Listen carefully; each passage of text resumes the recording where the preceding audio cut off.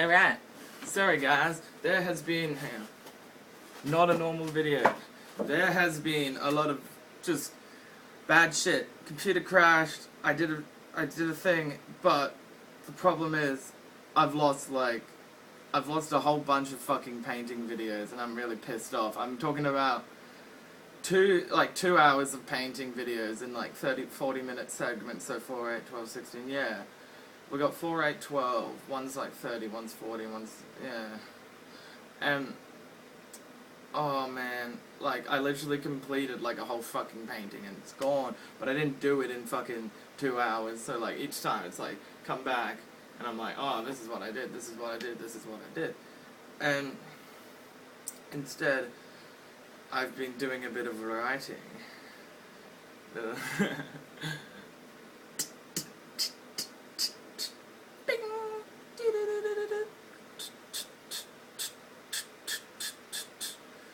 Hang on, you go that way. I got fucking one and I don't even know how to do it. You bullet. Alright. But today we're going to be talking about the power of storytelling. And we'll get into that very quickly, because the light there. Fuck, jump back. Alright, the power of storytelling, guys. And maybe we should just sit and be the power of storytelling involves... Okay, this is something that I've been tripping about for a long, long time. And I'm talking about, the difference between your first novel, your second, some other shit, and all the other crap that comes afterwards. And something you develop style first, and you develop voice, and you can then do a different voice in a different novel, but you still got the same kind of, you always will say the same kind of, conjunctives and stuff, because it's your writing, and same kind of, descriptive words. You can stray from that, but all the time, you won't even notice it, but that's not the point. The point, besides that, the next most important thing is, you can write fantasy, and you can do whatever the fuck you want, and you can break little cliches and be oh, the chosen one's gonna fall from the sky and we're gonna save them, blah blah blah blah blah. Oh, the aliens are here, oh.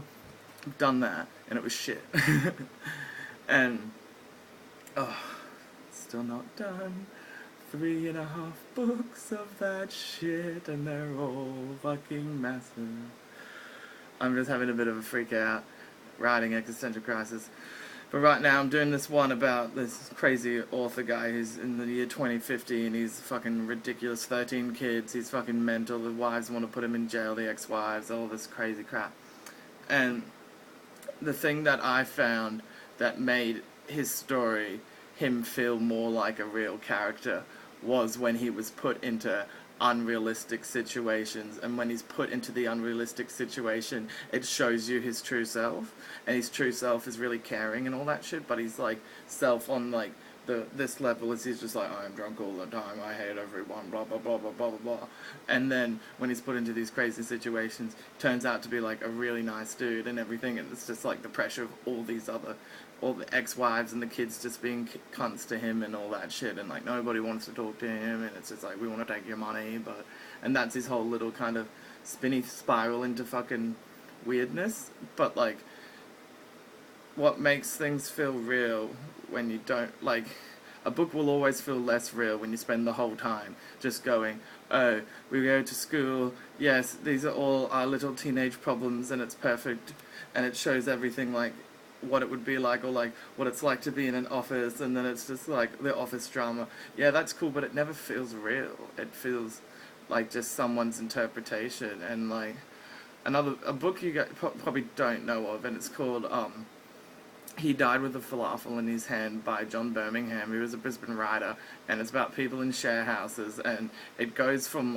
just them being little shit cunts to taking speed and driving all the way to Melbourne in 2 days to watch some lesbian thing at a fucking boat show, and then it goes later to they go to this drug dealer who owes them money, and they go to his house, and he's got a vacuum cleaner on his dick, and he's autoerotica affiliated himself, Like, and that's when the book ends. I've just ruined it. I mean, that's not He Died. That's Tasmanian Babes. That's the sequel. But Tasmania, like, he died with falafel in his hands, about to share housing across Australia, kind of shit. And the stories are all like collectively part of it, and there'll be like on the side like little stories he's got. And it's about the 80s though, so little stories on the side from other people he submitted. And he used to work at the University of Queensland English Department. He might. No, I don't think he's no. He writes like sci-fi now. But not like sci-fi, like the new age sci-fi where it's just like, I can't remember what it's about, but it's like the kind of like the governmenty, like Jason Bourne or something. Not like kind of. I have no. If he ever sees, I'm sorry, man. Like, I love him, but